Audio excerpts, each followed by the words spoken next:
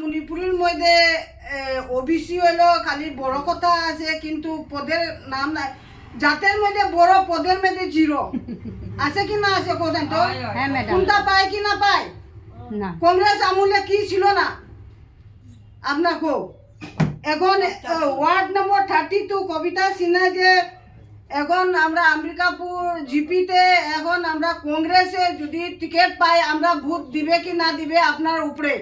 যদি পাবলিকে যদি ভোট দেয় না তার কোনটা নাই, কিন্তু পাবলিক যদি একতা হয় তখন আমরা জিতিয়ে ফারিয়া আসবো জায়গাতে।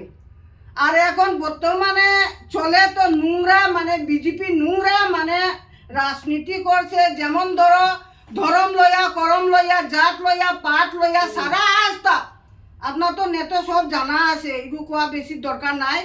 এর লাগি যদি পারো তো বিজেপি সারিয়া কংগ্রেসে যোগদান দেওয়ার আমি আপনার কাছে অনুরোধ আমি জানাইছি। কেননা এখন যুক্ত না যুক্ত আপনার কবিতা সিনহায় কি কি ছিল না বলছেন তো, মিডিয়া ধো, রাইটিং এ হোক, যাই কোনো কর্ম হোক, তার বাবার এরিয়া, মা জামাই এরিয়া, এর বাদে খানদানিও তো দেখো আমরা খানদান লইয়া আমরা বিয়া শাদি করে কি না করে বলছেন তো? ঠিক ঠিক। হ্যাঁ, এর লাগে আমরা মুখ তো মানে এক বেমারের মহিলা হইতে পারে, কিন্তু দিল এক হইতে লাগে, দিল সাফা হইতে লাগে। কংগ্রেসে আইতে গেলে খুলম খোলা হও, কোনো ভয় করিও না। ভয় খাইলে কোনো আমার দরকার নাই। আমার কথা হলো বিজেপি এখন এই জায়গার মধ্যে আমি পাইছে নির্দলও খেলবো, বিজেপি টিকেটও পাইব। টিকেট দিয়ে কিতা করতো মানুষ যদি নাই এখানে কি খাইব আপনার? জাত লইয়া তারা বড়ই বিচি খাইয়া চাটনি খাইব লবণ দিয়া, বুঝছো নি? এর লাগে আমরা একত্র হইয়া কাজটা করলে লাভ হবে কি না আপনার বুঝদার সবর যারা আছে, এগুলো সব বুঝদার মানুষ।